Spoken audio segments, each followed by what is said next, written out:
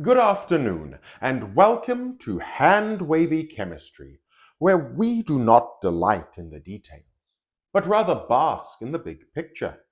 Today, I want to talk to you about nuclear magnetic resonance spectroscopy, or NMR.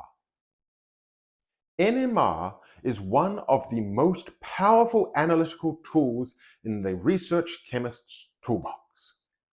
It can be used to identify an unknown, monitor a reaction, or even assess purity.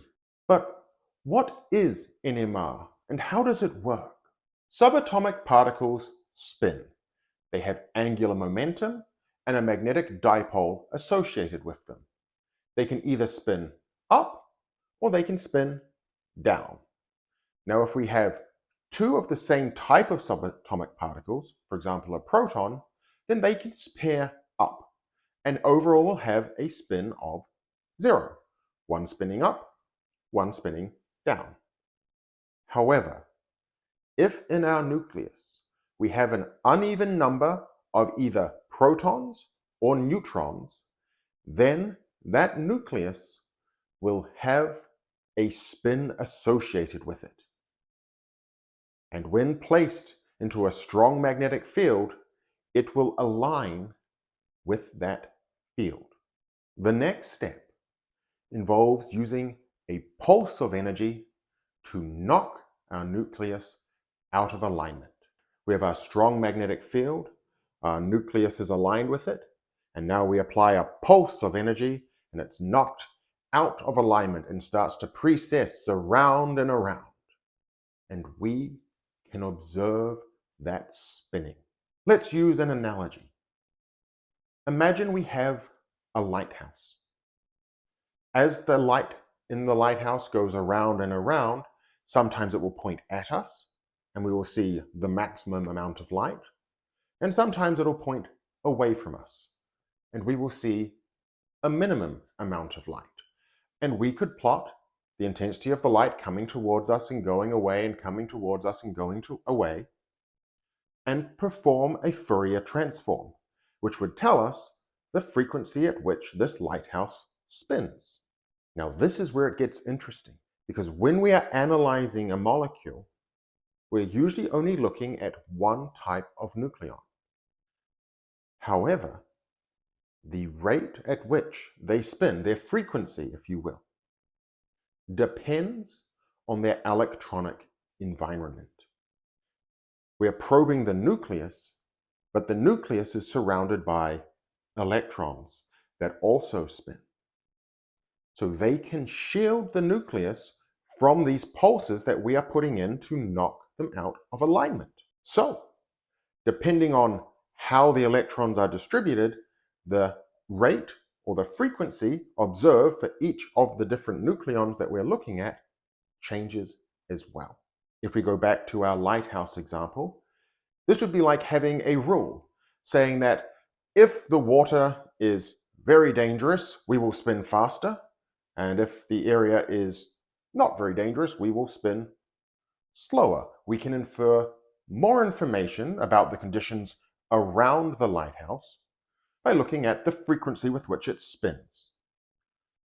We can infer information about the environment around our nucleon by looking at the frequency with which it spins. There is another very interesting piece of information that we can determine from an NMR. And that is how many NMR active neighbors it has. We have our nucleus, and it's spinning around. And then there's another nucleus nearby. Now, this other nucleus could be spinning the same way or the opposite way. And these two nuclei, they can see each other. They will feel the dipoles, the shifting magnetic fields associated with each other's spin. And we can see that in an NMR. Back to our lighthouse. If I have a lighthouse that is spinning and nearby there is another one, as its light goes around, it will strike the other lighthouse and be reflected back towards me. So it would change what the intensity of light looks like. We would start to see an additional peak associated with that lighthouse. It would split into different signals. In our NMR, our frequency splits into different signals. The most common type of NMR is proton NMR, 1H. If you look at the set of peaks associated with a specific proton in its NMR spectrum and look at how many different peaks it is split into, we can actually determine how many protons are next to it. If there was one neighbor, it would split into two. If there were two neighbors, it would split into three. And if there were three neighbors, it would split into four. There's always going to be one more peak than there are neighbors. The next most commonly used NMR technique is carbon-13 NMR. And we have to use carbon-13 because carbon-12 has an even number of protons and an even number of neutrons, and as such is not NMR active. So it's the same idea for carbon-13, where we will knock it out of alignment and watch the frequency with which it spins. However, the first thing we do in a carbon-13 NMR is we actually decouple from the protons. Carbon-13 is not particularly abundant. Only about 1 in every 100 carbon atoms is a carbon-13, which means that our signal strength is lower, and if we started splitting all of our signals up, we'd have to run the experiment for a much longer period of time in order to get a good signal to noise. So we decouple from our protons. Because there are so few carbon-13s, the chance that you have two next to each other is very low. If we have a carbon-13, there's only a 1 in 100 chance that the next one over is also a carbon-13. So we don't see the same splitting patterns in carbon-13. But again, depending on its electronic environment, we will see a different frequency associated with it. So we can start to infer information about what the environment around that carbon looks like. Now, you may be thinking, decoupling the carbon from the protons loses a whole lot of information that could be useful, and you're not wrong.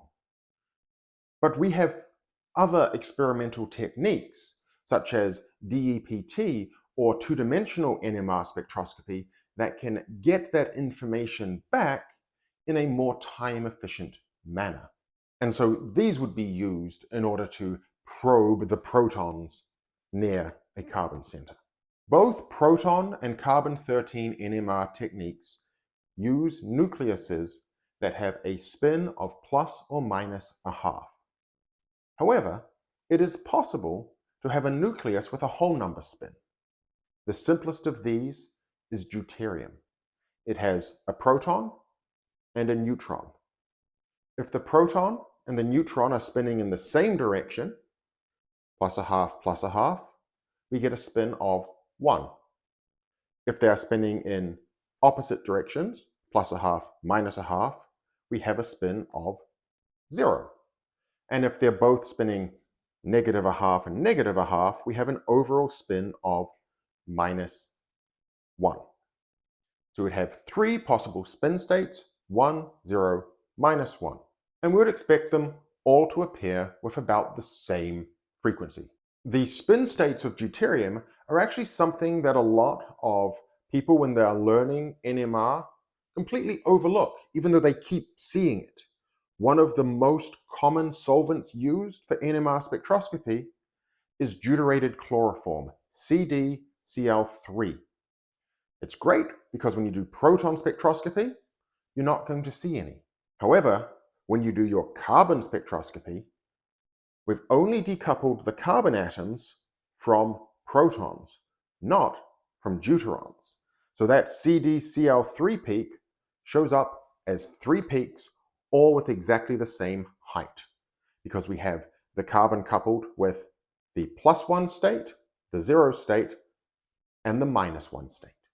NMR spectroscopy is also known by another name, magnetic resonance imaging, MRI.